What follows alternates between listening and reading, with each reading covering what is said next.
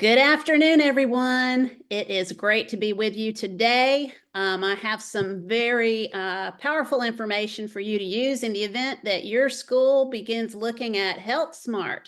But one of the things we're going to focus on today is how does social and emotional learning pretty much work through sex education programming as well? Well, we know that SEL looks to transform the entire school culture, and they have been integrating themselves within every subject, and they certainly would not miss this one because sex education was the foothold to get all of these non-academic subjects going and flowing in the schools in the first place. So that's where we begin in starting to expose all of the or many of the connections with SEL and sex education. So let's jump in and get started.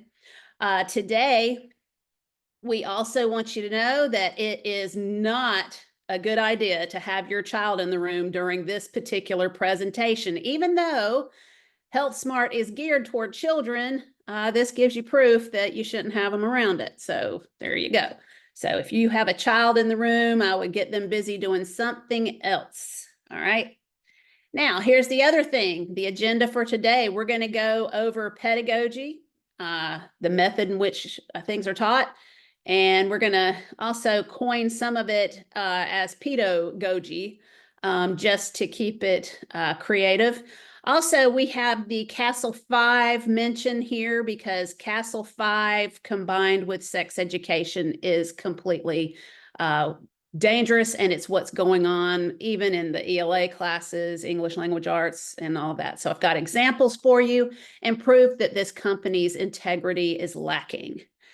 So pedagogy and the pedagogy response. All right, so now I want to be careful here. I mean, we're going to review a little bit from last month because in SAVIS 2, we talked about the culturally responsive teaching pedagogy. And so a lot of people call this CRT as well, critical race theory, any kind of a divisive theory. We're going to talk about diverse, divisive topics, using diverse topics in order to usher in all of the woke mind virus issues that are so prevalent in our culture today. So we're looking at culture and climate departments. We're looking at, we've touched on Title IX in our series over this past year. All of these things come in through this kind of teaching, everyone. So this is why you need to understand this is the pedagogy and the method of choice for many of our educators today. This is prevalent in our teachers' unions.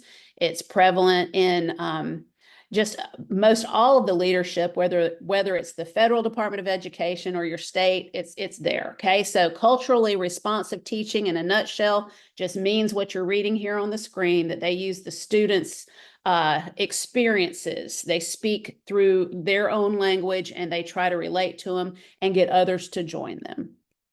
So that would be more of the teacher cultivating a response. Now, let's also look at and explore another dynamic. Now, this is something that I have come up with myself. Sexually responsive teaching is very interesting because why else would you give students sexually graphic information other than you're trying to glean from them a sexual response? So we're just going to go with this. I think we should call it SRT because if they're going to create all these academic acronyms, let's just fritz out on that a minute.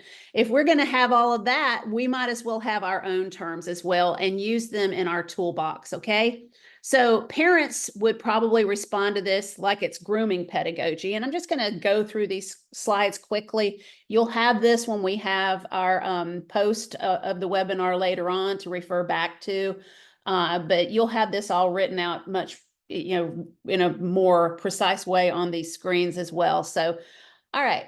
So what is SRT, sexually responsive teaching? So we know normal adults respond to sexually graphic information or material in the schools as harmful. And most people say those are grooming materials. Matter of fact, you even have people coming in with signs to school board meetings that says groomer, or people wear shirts that says groomer.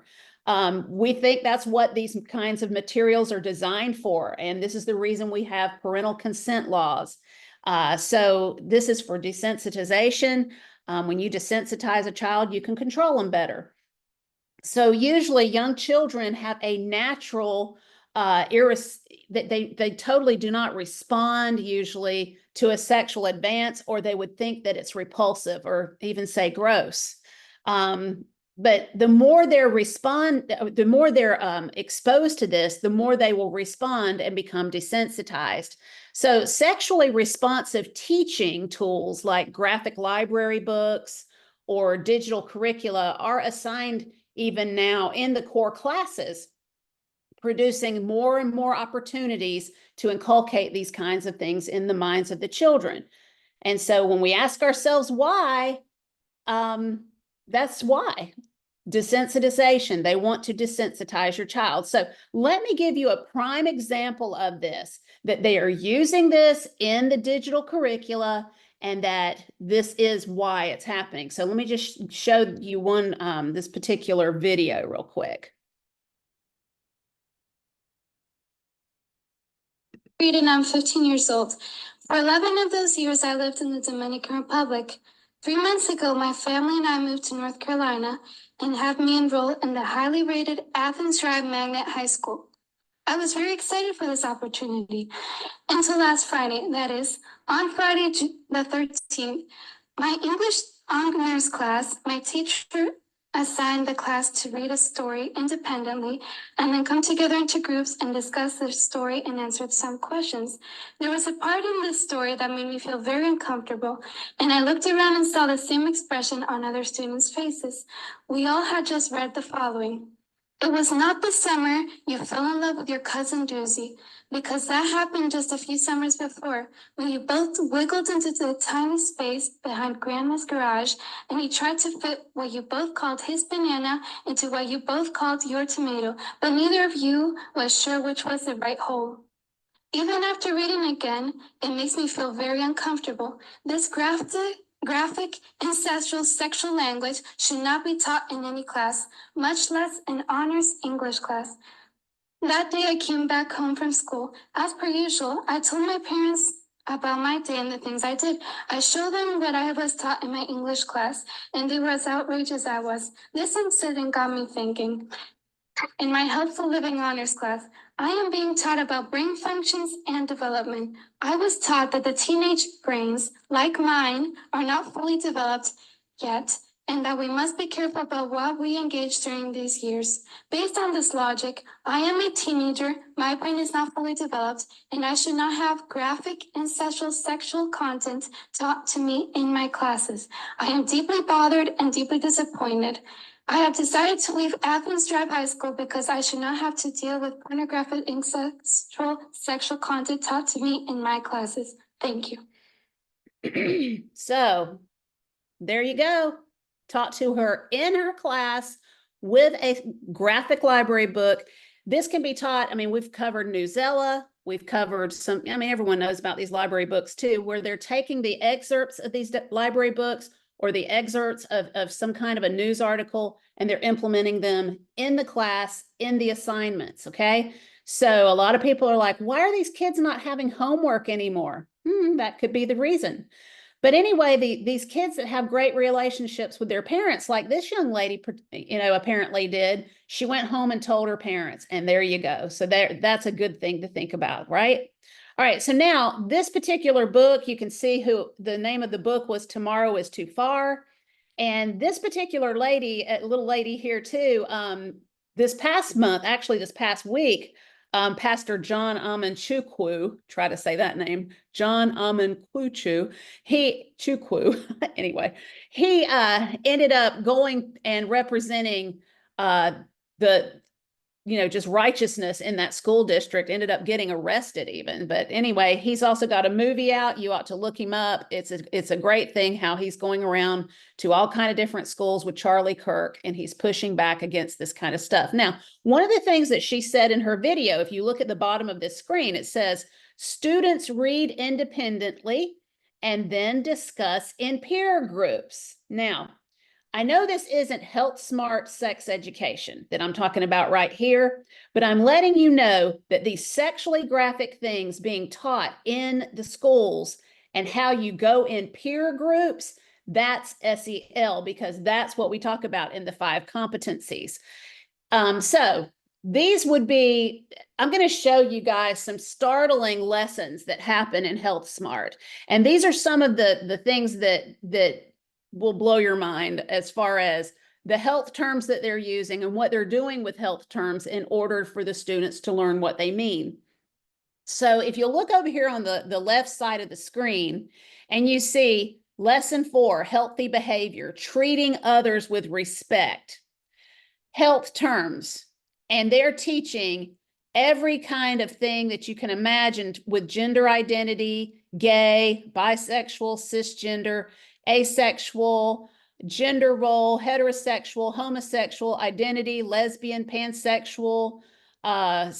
They're teaching about sexual abstinence, sexual activity, sexual orientation. I mean, you see all of those names. Those are the terms in that one particular lesson, guys. This is middle school. This is middle school.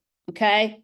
Now, what kind of responses would a teacher cultivate? Now, sometimes the teachers, like I used to be a sexual risk avoidance specialist where I would go in and teach abstinence in schools. Okay. Now, you know, pretty much as the teacher, you can drive the conversation however you want. You truly can. Anyone can on either side, whether you have an extreme right or an extreme left worldview, whatever you want to say, that particular teacher is going to drive that conversation. And they're looking to cultivate responses, whether it's for the good or for whether or not it's for indoctrinating children into gender identity, whichever, which I would consider very bad. So here's a couple of the comments, and like here's a picture of the condom kit to teach the children how to put on condoms together. And I have been in a training class that Planned Parenthood had sent the condom kit to the Boys and Girls Club. When I used to work in Valdosta, Georgia, we had this one lady come in. I'm going to share with you about that. And I'm going to tell you, when you look at that stuff and you are in mixed company, even as an adult, it is uncomfortable. It just is, because all of us have proper boundaries in that respect. So now we're talking about, this is a middle school class with mixed genders in there, okay? And some mixed up. Anyway, we also have, I mean, just look at some of the comments here. Teach about romantic feelings. Be sure discussions of romantic feelings allow for different types of relationships and sexual orientations. That was in the teacher's note in the middle school abstinence section, okay? People can have different types of attractions, sexual orientations. I mean, there you go. So all of that coincides together. So when I was at this particular class that I was talking about, now this was an ETR session or an ETR lesson called Reducing the Risk, and I went to their class. I covered this in the Title IX webinar as well, and I wanted to remind you guys about it again. The way they condition the teachers when they teach them how to teach sex education is to park your values and have fidelity to our curriculum and how we want this taught. So that's how it all works out. I've got this documented here for you, so this can be referenced, because especially in Georgia, you have this year a push by Jane Fonda's group, Georgia Campaign for Adolescent Power and Potential. It's called GCAP. That's what they go by. They're the ones pushing this throughout the state. And we've got Gwinnett County, after we've already had this pretty much renounced, just turned down by the parents just a couple of years ago. Here they come presenting it again. And now the parents are going to have to stand to the microphone and push back once again. So hopefully this can go out and people can understand how this is taught, because when you talk to your teachers and you ask them questions about, especially number 8 down here, I could teach sexuality education in a way that respects and supports lesbian, gay, bisexual, and transgender youth and their families. You know, if you do that for a transgender youth and you're willing to support them in doing that, you're promoting for them to pause their sexual or their puberty, to take drugs, to possibly even have surgeries. I mean, all of that, I can't support that. And I would hope that most educators could not support that. They're also number 6 talking about promoting if someone's HIV positive, he or she should not have sex. Planned Parenthood teaches kids that you can take medicine ahead of time if you think someone has HIV. And they're always promoting their medications and anything that they can sell to the general public. Folks, this is dangerous, and I wish I could go into this a little bit more, but we got to keep driving this toward the actual curriculum. So what does this, and this is one of the condom kits that I mean, can you imagine a teacher pulling this out in front of all these kids? I mean, this is the reality of it. How does this relate to social and emotional learning? Back to the pedagogy. Both culturally and sexually responsive teachers use social and emotional learning strategies to produce a reimagined education. So the reimagined education would be like if you were to put this in the terms today with the left, or with what Kamala is talking about, Kamala Harris, the presidential running mate, whatever, or presidential candidate. What she is telling everyone is focused on what can be. The reimagined education would be associated with the what can be, unburdened by what has been. Folks, this is the indoctrination process that's taking place. This is cultural Marxism. So a reimagined education is what they're promoting, that would overwrite constitutional laws even that have been long established to protect religious and fundamental rights of parents as a result. These things that they're teaching, we know that they absolutely that they overwrite sacred beliefs, sacred values, immutable reality of biological sex. All of these things is at risk here. So fair observation suggests that SEL and comprehensive sex education publishers lucratively propel these materials, possibly to produce followers, even customers, and activists integrating SEL into every category of instruction, even in health class. So there's you some foundational information that you can use to understand how this is taking just a platform and solidifying how they are going to transform all of these kids, okay? So this teaching also is usually considered to be more ideological, of course, even than pedagogical. It is more of an ideological push because the lessons many times are conducted by teaching sexually advanced materials covertly under the guise or the color of promoting health. They'll make the emergency of the STDs, the STIs, the unplanned pregnancies, all of those things, and they will push using condoms any way that they can in order to get these kids sexually active and distracted from learning. That is the goal with a lot of this. Now, these curricula also normalize sexual ideas and behaviors that may possibly even lead children to want to change their gender identity, of course. And this is the biggest risk that we're running right now in these schools. It also the risk of pausing their puberty with sterilizing drugs, or even to leave their family if their feelings are not affirmed, of course. All right, so now let's jump into a little more. All right, when children or anyone, when anybody has sex, the brain is at work here, okay? So SEL is all about the brain as well. We talk about social and emotional learning. We're talking about how things impact our mind. When we're talking about this, it's really more of a mental health program. So definitely this engages our brain.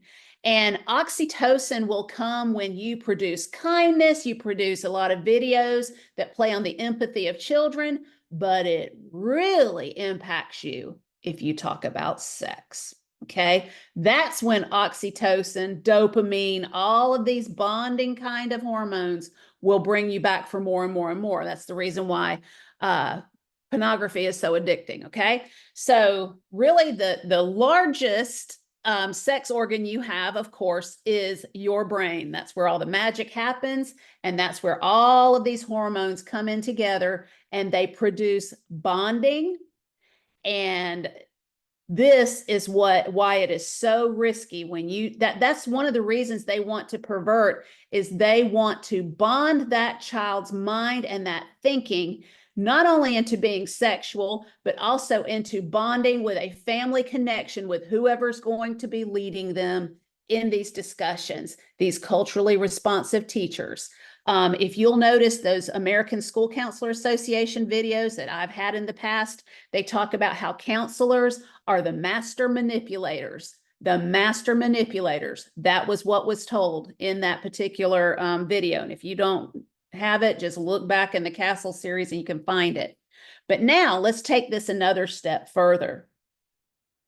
If we can go in and we can put this in the brains of a child and we can bond them, we can sexually orient them by introducing this. And the earlier, the stronger that bond will be, that they'll never want to depart from it. Okay. When they're introduced sexually and they're sexualized, everyone's run into kids at different times in their lives that when they were young, these diverse concepts were brought into their lives, whether through action or just whether it could have been through just promoting materials to them. And they've been taught, love is love. What's the big deal? There's no big deal to this. There's no parameters. There's no boundaries. We talk about all of this. Big deal, they're a pansexual. Big deal, they're this or that. And they just get normalized by it.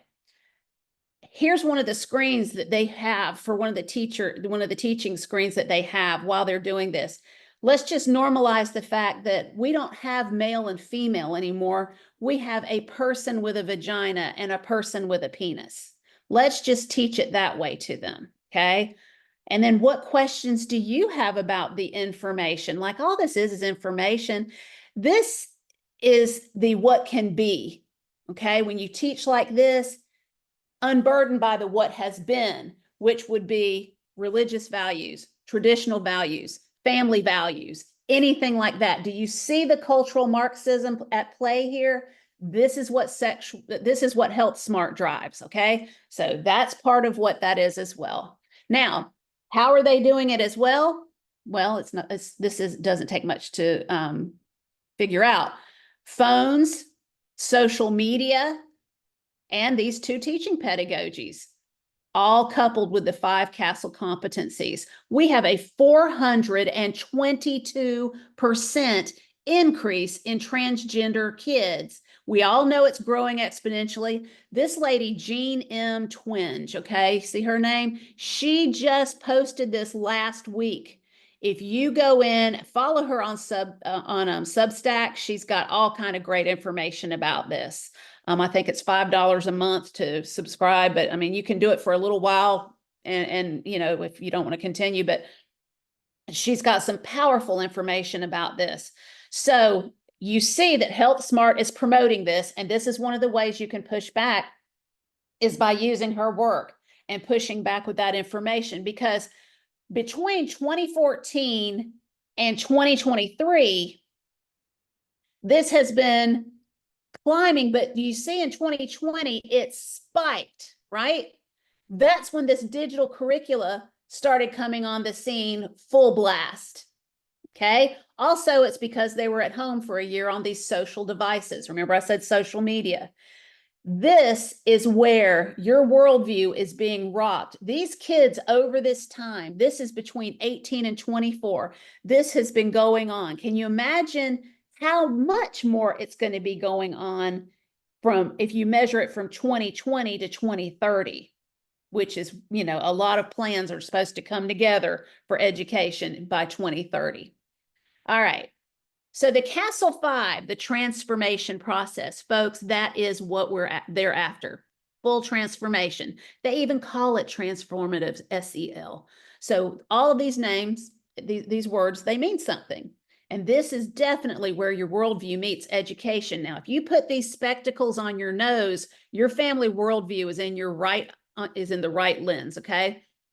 And the castle is in the left lens, even though it looks the opposite on the screen. Just remember, your family worldview versus theirs. And you've got to make the choice. Which one are you going to let your child be subject to? Because if they're in a public school, it's Castle because it's connected to their funding.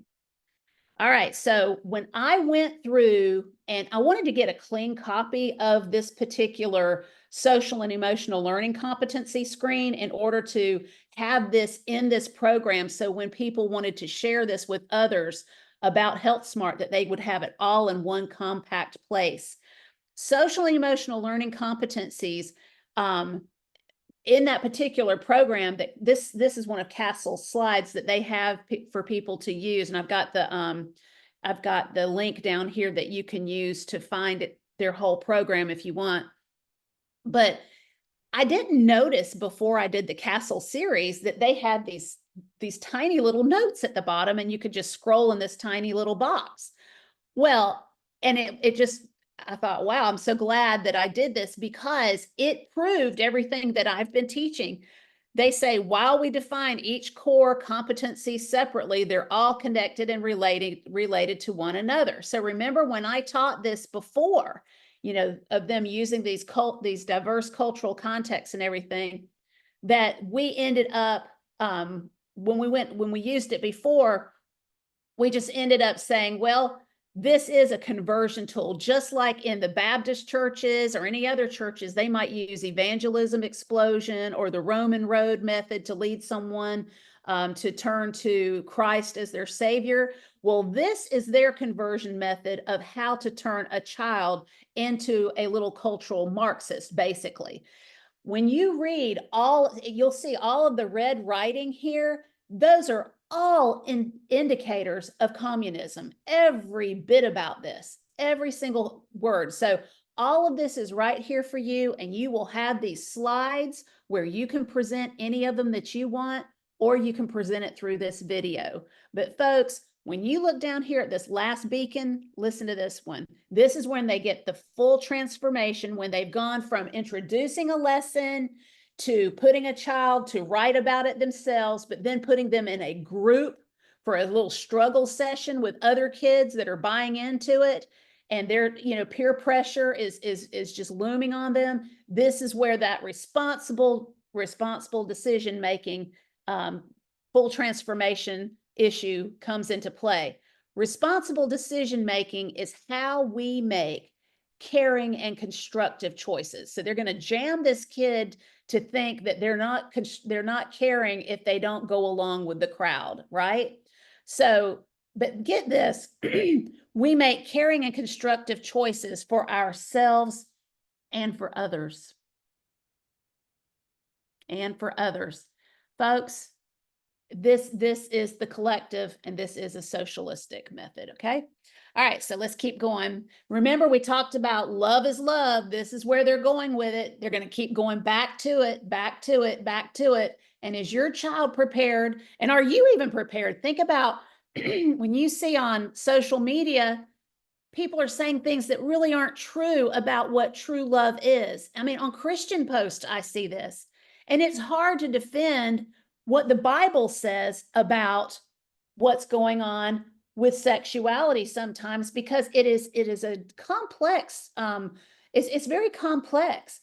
And so for a little child to stand up against this, it's going to be more and more difficult. So when you put love is love here, and ask somebody, how would you go toe to toe with somebody to explain what holiness is and to use the Bible? I'm so sorry about my voice. Excuse me, just a second. Thank you. When you do that to a child, it's going to be just so difficult for them to even have any kind of a chance to stand. This is why I'm at a place right now, y'all. If you have a Christian family, if you have sacred values, this is what's coming at your child, whether you have HealthSmart or not. But HealthSmart is all about promoting this. So let's just jump in.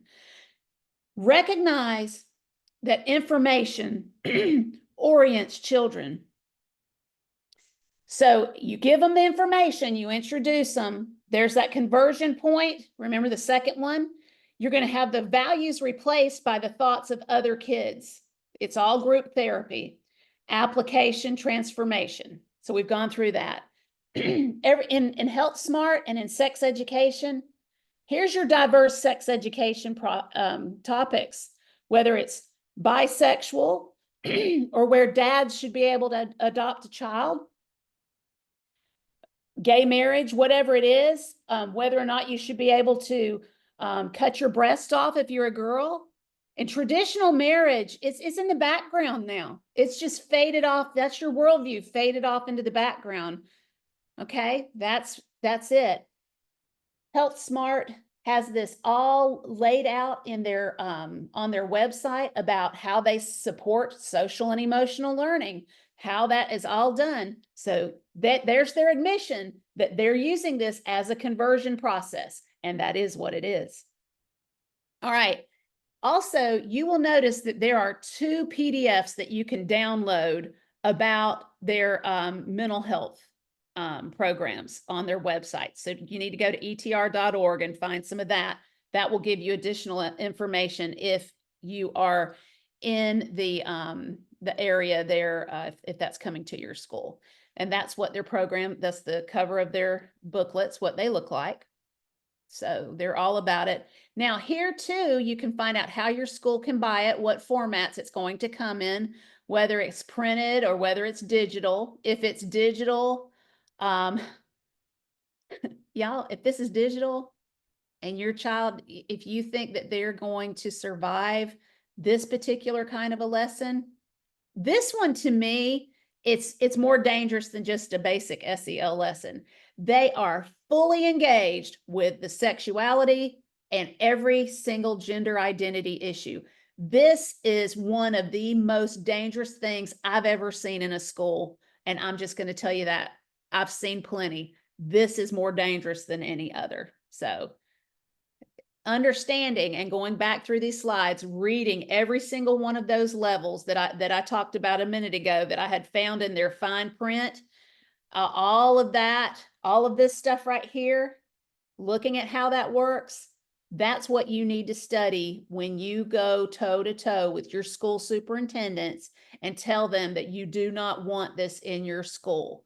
Gwinnett County people, you have 10% of Georgia's students. You need this information, and I can't stress enough that these are the kind of topics right here that are going to be involved with these particular classes. All right, so you know it, and that they are using this conversion method just like any other religion would use a conversion method to present the core of their beliefs. That's pretty much what this is, okay?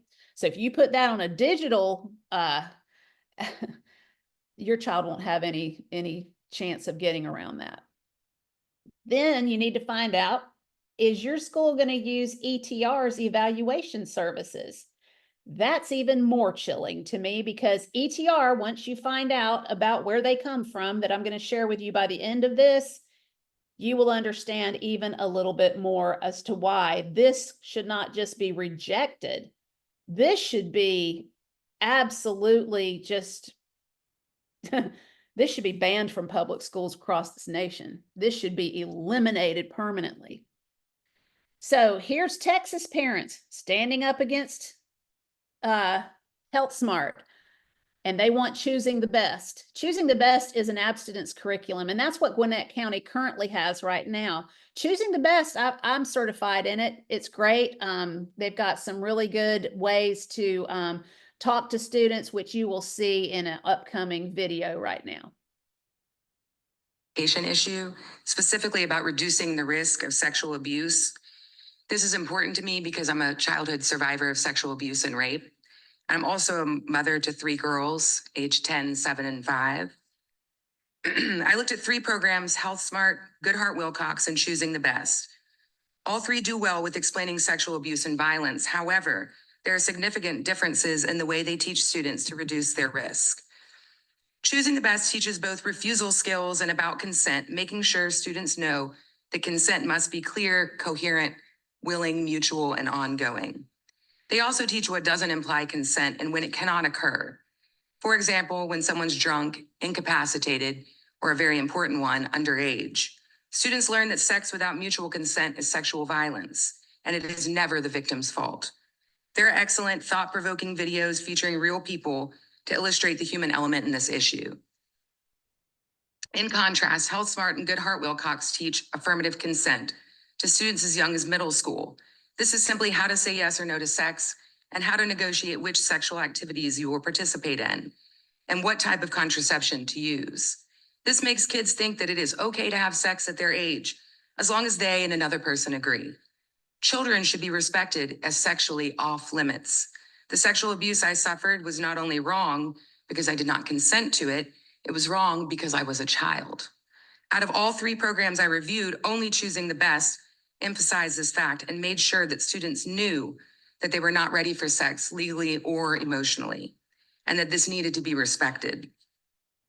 I'm concerned that both HealthSmart and Goodheart Willcox teach students starting in middle school how to obtain condoms and contraceptives without their parents knowing. This makes students think that they are old enough to have sex and it is okay to keep it from their parents.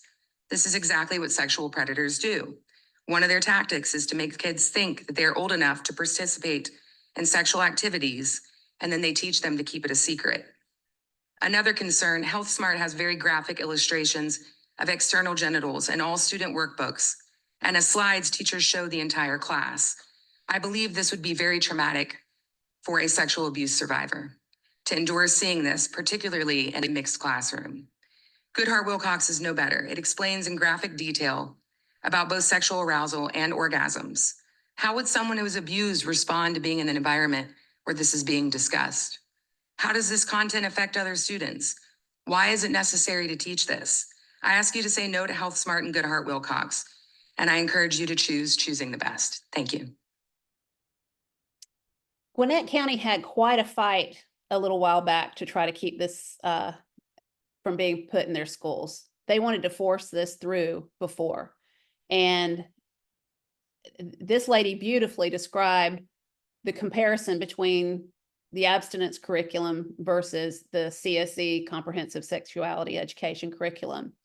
I have taught these classes in schools, Choosing the Best. I've taught other abstinence curriculum as well.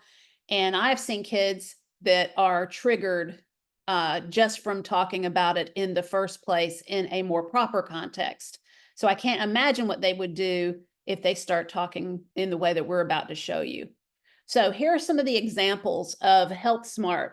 And this is from their scope and sequence documents. And this is just some of the things that they're going to talk about with the kids. What is affirmative consent? She mentioned about how they're talking about how to get consent, teaching more, leading them to think that they can be active sexually. And then they're talking about the basics of reproduction and teen pregnancy, but pretty graphic. The graphics on the lesson are far too, they're just far too intense. Also teaching them how to use condoms and also negotiating how to use them and who, should we use it every time kind of a thing. It's, and I mean, they talk about, not taking a risk by not using one if you are going to have sex, which I get it. There's some benefit to that. It's better to have one on than not, but still it's giving them the impression that they're old enough to negotiate this. And of course, you see on lesson 2 there, they're teaching sexual identity and sexual stereotyping. So there's all of your gender identity ideology, which totally should not be promoted in the schools. All right, so a lot of this you'll see in these lessons, and you'll get to look at some of that information as well. I've got links and stuff that you can go to. And so I've got there. Now, the Third Reich is what I call this. The third kingdom of DEI is inclusivity. So inclusion, and we've got a lot of inclusion lessons. Now, this is an awful screen to be showing y'all. This is one of the reasons why I ask you to get your kids out of the room, but look at how they're promoting this. Now, what she talked about, could there be a triggered girl by this video or this particular screen? Absolutely. If a young lady's been assaulted before, this could definitely be a problem. But we're going to refer to this as a body with a penis, and look at all of the different terms, which, I mean, terms are terms. I mean, we teach terms, okay? But wait till you see how this is taught. When you have a lesson where you take a sheet like this with when you take a sheet like this with these names, okay, of the different parts, penis, testicle, scrotum, all these different terms, and then you have the definition, and you hand all these cards out in your classroom, okay, with boys and girls, okay, middle school age or high school. I think they might do it in both. But can you imagine what the lesson is to have the kids all go out, and you're all in the classroom, and you start yelling the part that you have on your hand, on your card, to match with the partner, whoever has the definition. So you have kids in a room yelling, penis, whose penis, whose penis, whose testicles, whose testicles, because you have their, the definition of that word. Can you imagine that going on in a class? That's how they teach it. That is how they teach it. So you've got kids, this is what we call sexual attitude restructuring. SARS is what some people call this in terminology for sex education. This is the desensitizing kids by yelling out these words. And they do the same thing with the girls' body as well. So, we don't even like to say the word in mixed company, or even just in general, even saying words like orgasm, masturbation, clitoris, vulva. But can you imagine these girls yelling out these terms with boys in their midst? Can you imagine a triggered victim? You see where I'm saying? I mean, you're smart people. That is one of the graphics. And graphic it is. So, and it's a body with a vagina. There you go. So that's one of the slides that they use in the class. And that's the other one for the the internal. So a body with a vagina. Let's just reduce everyone to their parts, right? Okay. So then they're going to promote, who could you go to for accurate and reliable information? Explain why this person would be a good source of information and or support. They're going to document this stuff, especially if this is a digital program. There's no telling what information that some data collector could get from this. And your kids have their phones synced to their laptops. I mean, y'all, I don't mean to sound like an ultimate conspiracy theorist, but we're in a place in America today, right now, between all of the linkings in these things. And also we have suicide software in our computers where people that have control of those panels can listen to what's being said, or they can look at what texts you have or what websites you're going to. They even monitor your social media. That is going on in the background with all of these digital programs. Can you imagine if this one's digital? You could really, you could even sexually traffic children through a school system using these systems. True story. It's possible. So now let's look at this particular one. Now, these are the teacher's notes on lesson 7, middle school abstinence. Make time to talk privately with students who appear reluctant or inhibited about discussing sexuality and personal health issues with peers in class or with an adult family member. Keep in mind that some students may have family rules that prohibit or limit discussion of these issues. Give these students the same respect as other students who are willing to openly communicate about sexual health in class. Do you want a teacher talking privately to your child about any of what you've just seen? I can't even believe that that is in this. All right. And that's the full, that's the full page of the teaching notes there. I had that other part enlarged. So who are your children going to choose to talk to? What if they don't want to talk to you because they think that you would blow your stack if you came down to the school, that you wouldn't want this taught? They've heard you at home talking about how you think schools are not trustworthy already. But what if they're curious and they choose one of these teachers to talk with? I've showed y'all in the past a fully transformed little girl in South Carolina talking about how her teachers knew better than her parents. folks, this is the deal with the public schools. Now, this is something I just wanted to give to you. This particular information was given to me by the truthalliancefoundation.org. Thomas Hampson, he is a 50-year retired investigator. He is the one that's the president of truthalliancefoundation.org. But he's saying these are some good resources to use. I've got some links here for you. Carol Shakeshaft, she is the one that also has done a lot of reporting on the trends and everything with students experiencing sexual assault in schools by educators, misconduct by educators, and so forth. So that's information there. You can see how that could be primed and could be happening based on what somebody with a more perverted leaning in their life, what they might be tempted to do by finding out some kind of compromising information on a student through some of these lessons. There's no telling what could organically come forth to where a person can manipulate a child through any of that information, y'all. Okay, so the next one. Here's another one of the screens. Describe practices to protect sexual health. Summarize the benefits of good hygiene practices. Explain the importance of seeking help for sexual health issues. So here's the other thing that they will do is they will tell them about all kind of different websites that they can go to. That culturally responsive teaching method to bring them to the proper information. They'll tell them where to go. Scarleteen, Planned Parenthood, Amaze videos, whatever they want to tell them to go to learn more. Believe me, that teacher will take that moment to do so. Okay. Describe the physical, social, mental, and emotional changes associated with puberty. So we're going to go into the group therapy dynamic, the mental health dynamic here as well. So this is SEL at work. Summarize the benefits of talking with parents and other trusted adults about sexuality. You know, always trusted adults. You will hear that a lot in the school system today.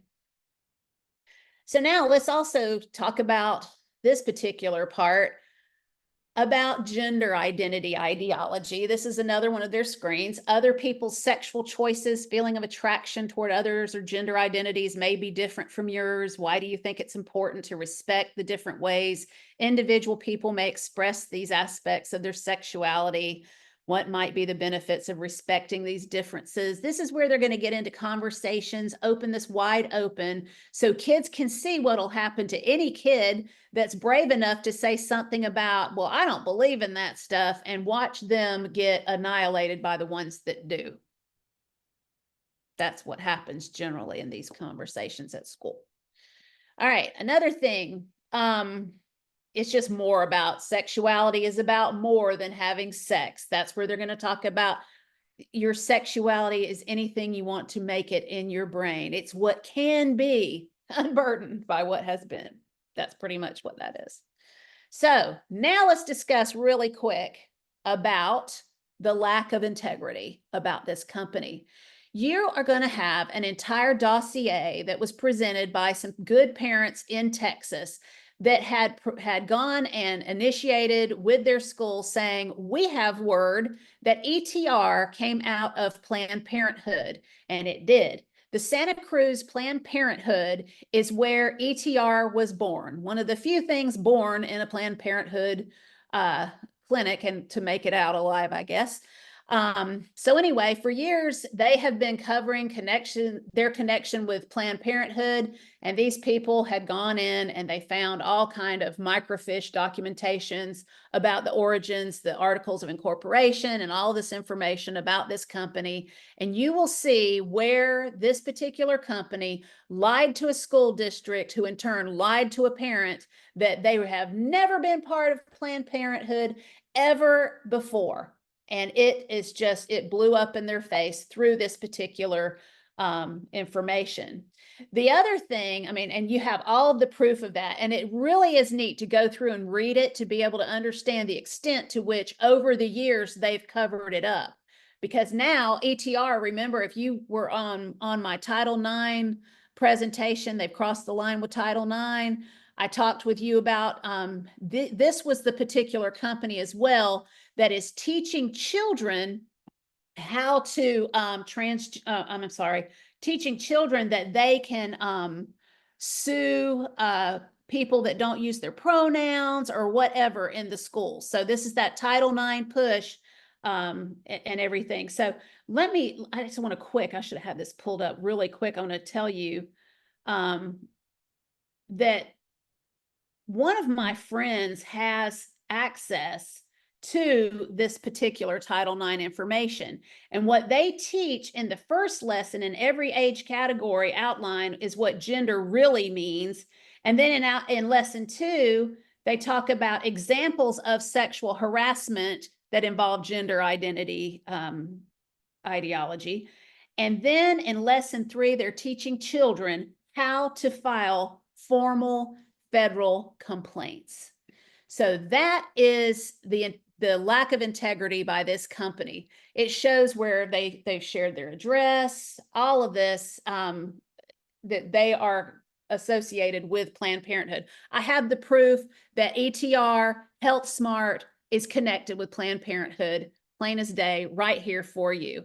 So these are things that you can use, these documents, you can read through it. It's very interesting. You actually can download this right now off of my website to read it, because as you can tell, it's kind of hard to get it clear on a webinar screen, and it's very long, and I don't have time to go through the throes of each blow by blow on it. But by the time you finish reading it, you're going to say, wow, where's the integrity here? So folks, I know that this was a whole lot of information, but you can also get more information if you want it from this particular link as well. And I will have these slides uploaded for you, and we will also upload this webinar for you so you can see how I went through it. And as always, you can email, ask questions. I'll be glad to strategize with you if you are looking to push back on this particular company. And the next presentation for our webinars will be it's TBA, because normally we do the first Monday. It's election season. Everybody's going to have their mind on that. And then it's the holidays, and God knows we all need a break from the negativity. So I'm looking at doing something really cool, though, for resource tools on how to fight a lot of these things. And if anyone gets any kind of access codes to any company, though, that they want to share with me to help you go through it, and they want to be a guest on my webinar, our webinar here, produced by the wonderful people at Protect Ohio Children, Miss Diane Stover, we will be glad to do that. And with that, Miss Diane, I will turn it over for any questions you might have. Marcia, you've got some compliments on here about powerful videos that you're showing on this webinar. Question from Natalie, may we use these slides on social media? You can do whatever you want to with them. I am not all tied up with this is my copyright and all this stuff. Guys, we've got to protect children, and that's what this is about. We're getting out there, put it out there. And if there's anything I can do to help you further, you let me know. Okay, Gail Levin is sending you a video through the Q&A. I just watched it earlier today, very explicit, just what Marcia is explaining, and Mary McAllister is featured in the video. So Marcia, you'll see that in the report that we get for Q&A. I love Mary McAllister. She is a warrior on behalf of children. So thank you, Miss Gail. Any other questions? Any other questions? Is choosing the best still in Cobb County, Georgia? I'm not sure if it's still in Cobb County or not, but I don't think it would be that hard to find out. You could probably just pick up the phone and ask the school, does your school teach choosing the best for sex education? They'd probably answer it right over the phone for you.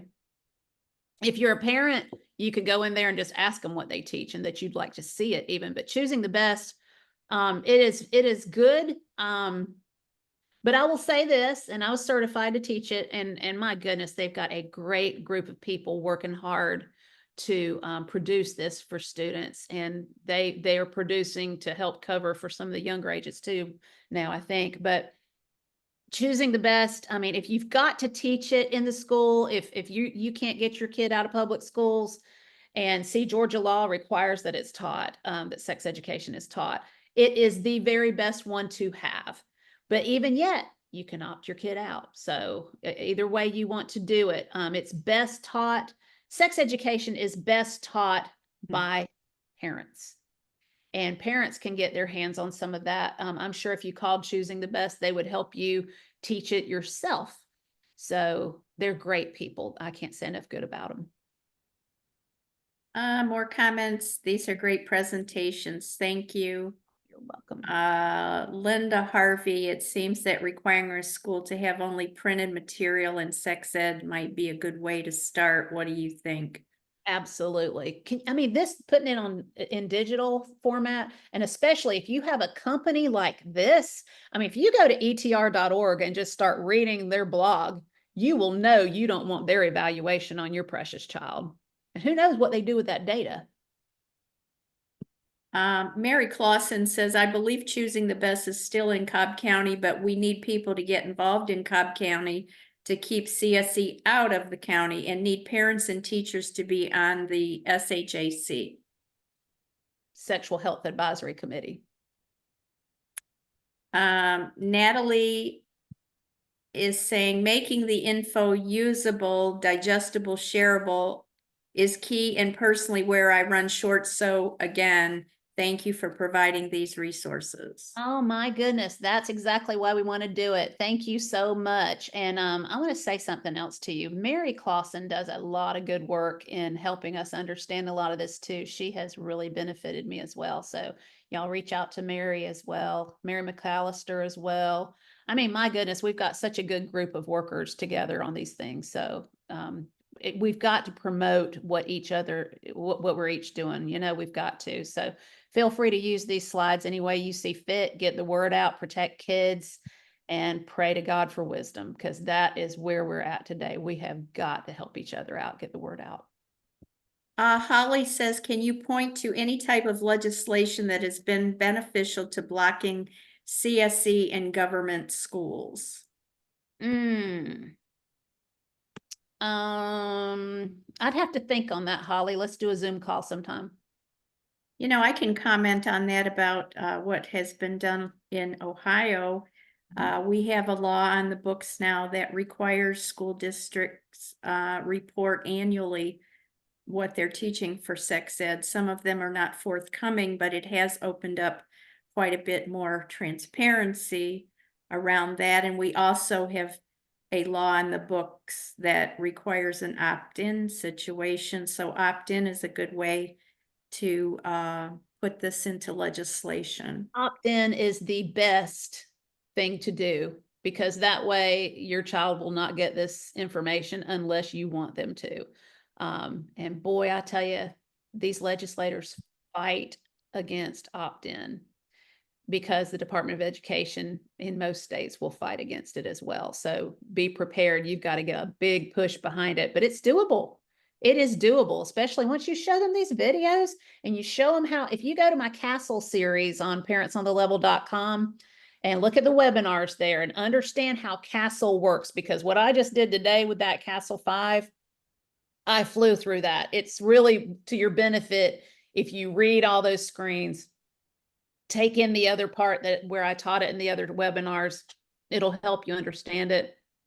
It'll help you be far more effective to fight it. And because if we don't frame this Castle 5 transformation process and compare it to a religious doctrine, you won't get anywhere. I fully believe this. This is their doctrine. It's a doctrinal conversion method that they use to go and target the hearts and minds of children. So be sure to understand that and go in that Castle series and learn how it's used, okay? Marcia, I think that's all the questions for today. Well, I can't believe that we're not going to see you guys again on a webinar until January, but when we do, it will be good, because really I want to focus on providing tools to fight with in all kind of different ways. And if you've not ever gotten a copy of my Parent Navigator, I will be glad to send it to you free of charge. All you have to do is email me, parentsonthelevel@gmail.com, parentsonthelevel@gmail.com, and I will be glad to send you a free copy because it'll give you a head start just so you can see where all of this stuff's coming together and who all is committed to this DEI in the schools, gender identity ideology, Castle, all of it. So feel free to reach out and I'll send you a copy. All right. Thank you, Marcia. You are welcome. Y'all have a great, just try to just take the Lord by the hand and just walk in faith. He's got this. There's no wisdom, insight, or plan that will succeed against him. Y'all take care. Have a great week.